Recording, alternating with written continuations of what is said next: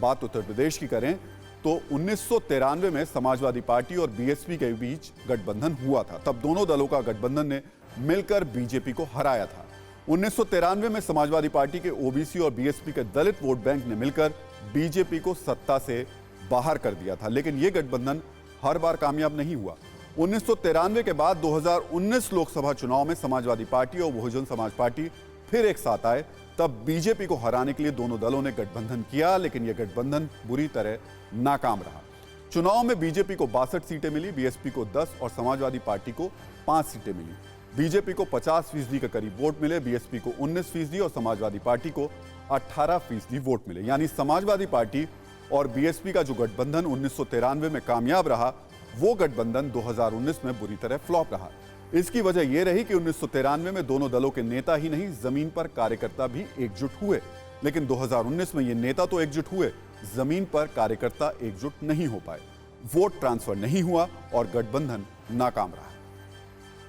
इसीलिए यूपी में अलग अलग दलों को साथ ला रहे अखिलेश यादव के सामने चुनौती यह है कि उनका गठबंधन सिर्फ नेताओं का गठबंधन ही साबित ना हो। अगर अखिलेश बीजेपी को चुनौती देना चाहते हैं तो इस गठबंधन को जमीन पर उतारना होगा, वोट ट्रांसफर कराना होगा, तभी अखिलेश का यह गठबंधन बीजेपी के लिए चुनौती बनेगा। अगर ऐसा नहीं हुआ तो फिर हालात कुछ वैसे ही बनेंगे जैसे 2017 के विधानसभा चुनाव में बने थे। 2017 में समाजवादी पार्टी और कांग्रेस का गठबंधन हुआ था। समाजवादी पार्टी 298 सीटों पर चुनाव लड़ी थी। गठबंधन में कांग्रेस को 105 सीटें मिली थी। समाजवादी पार्टी ने 47 और कांग्रेस 7 सीटों पर चुनाव जीत पाई।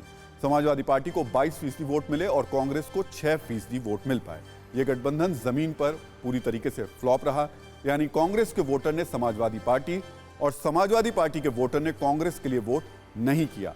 इतना ही नहीं, ऐसा ही एक गठबंधन 1996 में कांग्रेस और बहुजन समाज पार्टी के बीच भी हुआ था, लेकिन तब भी जमीन पर इस गठबंधन का असर नहीं हुआ। इसीलिए अखिलेश का गठबंधन जहां बीजेपी के लिए चुनौती बताया जा रहा है, वहीं यह खुद अखिलेश के लिए भी चुनौती है। अगर गठबंधन में शामिल दलों के नेता वोट ट्रांसफर नहीं करा पाए तो यह गठबंधन बीजेपी के लिए नहीं, अखिलेश के लिए मुश्किलें खड़ी करेगा।